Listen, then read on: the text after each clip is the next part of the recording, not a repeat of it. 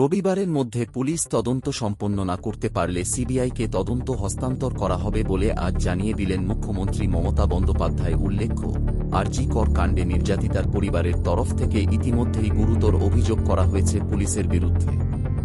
এই আবহে এবার মুখ্যমন্ত্রী মমতা বন্দ্যোপাধ্যায় সোদপুরে সেই নির্যাতিতার বাড়িতে যান। সেখানে তিনি মৃত চিকিৎসকের পরিবার সদস্যদের সঙ্গে কথা বলছেন। এর আগে মৃত চিকিৎসকের পরিবারের সঙ্গে ফোনে কথা বলে স্বচ্ছ তদন্তের আশ্বাস দিয়েছিলেন মমতা বন্দ্যোপাধ্যায়। তখনও তিনি জানিয়েছিলেন, প্রয়োজনে সিবিআইকে দিয়ে এই মামলার তদন্ত করাতে তাঁর কোনো আপত্তি নেই।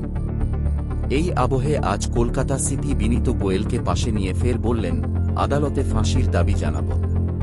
এদিকে সিবিআইকে মামলা হস্তান্তর নিয়ে মমতা বলেন, আমি পুলিশকে রবিবার পর্যন্ত সময় দিচ্ছি।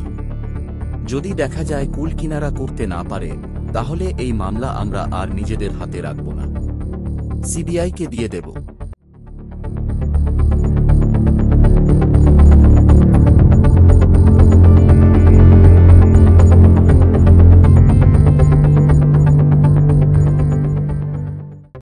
কারণ এতে আমার কোনো লেনাদেনা নেই। আমি প্রথম থেকেই বলছি, যদিও ওদের সাফল্যের হার খুব কম। তাপসী মালিক, রবীন্দ্রনাথের নোবেল চুরি, রিজওয়ানুর রহমানের মতো মামলায় কিছু করতে পারেনি। তবে মানুষের সন্তোষের জন্য আমরা এই মামলা ওদের হাতে দেব। এদিকে এই গোটা ঘটনায় আরজি করের অধ্যক্ষকে প্রায় ক্লিন চিঠি দিলেন মুখ্যমন্ত্রী মমতা বন্দ্যোপাধ্যায়। মমতা ব্যানার্জি মমতা জানান, মানসিক চাপে পদত্যাগ করা অধ্যক্ষকে অন্যত্র বদলি করা হবে। এর আগে অধ্যক্ষ দাবি করেছিলেন তিনি সরকারি চাকরি ছেড়ে দেবেন। এদিকে আজ নির্যাতিতার পরিবারের সঙ্গে দেখা করে এসে মমতা বলেন, পুলিশ ছিল, সবাই ছিল, তারপরও কি করে এই ঘটনা ঘটল বুঝতে পারছি না। এরপর মমতা মন্তব্য করেন, হয়তো ভিতরেরই কেউ আছে এই ঘটনায়।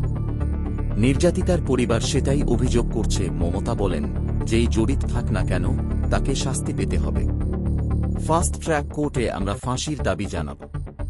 হাসপাতালে অতজন নার্স, ওখানে সিকিউরিটি ছিল, তাও কি করে এমন ঘটনা ঘটল ভেবে পাচ্ছি না।